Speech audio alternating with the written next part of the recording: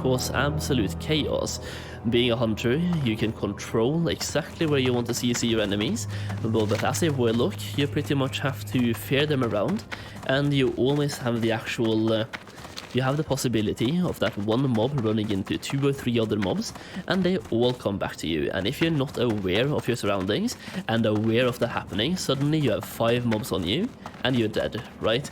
That being said, at level 40, you get Howl of Terror, which also can fear up to 5 mobs at a time, and you also get Death Coil at some point, so the higher level you get, the more abilities you have. But the hunter definitely has more stuff in terms of CC, and slow, once again, freeze traps, frost traps, wing clips, concussive shots. As a warlock, you only really have fear to help you out. You can also spec into affliction to get Curse of Exhaustion, but even then, in Curse of Exhaustion, even when specced into it and gone into an improved Curse of Exhaustion, it's a minus 30% movement speed. So it kind of feels like you're lacking that survivability and escapability options, but you also have your demon sacrifice. So warlocks are definitely good, but personally, I just feel like hunters are a tiny bit better. Without the ones like you working tirelessly to keep things running, everything would suddenly stop. No matter your industry, Grainger's here for you with professional-grade supplies. Call, click Grainger.com, or just stop by. Grainger, for the ones who get it done. Now let's get into the difficult classes to talk about: mage, druids, paladins, priests, rogues, and shamans. There's one class here that I don't know anything about or where to put, and that is a shaman. So we're gonna save that one for last. I've never played a shaman on hardcore. I've played pretty much all the other classes at some point in Classic WoW, so I have some degree of knowledge on most classes here.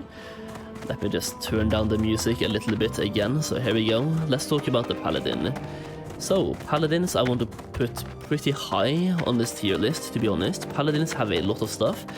I'm gonna put them in the B tier. Feel free to agree or disagree with me, let the actual arguments commence here.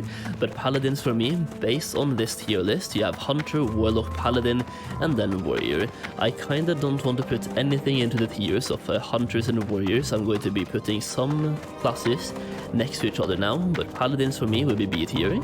And let me talk about why.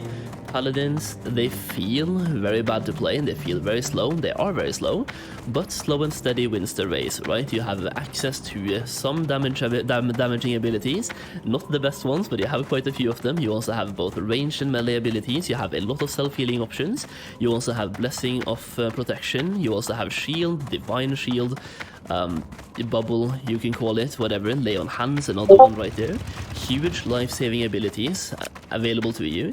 You can also use your Hammer of Justice to stun the enemy and run away, or you can use it on casters to interrupt their casts.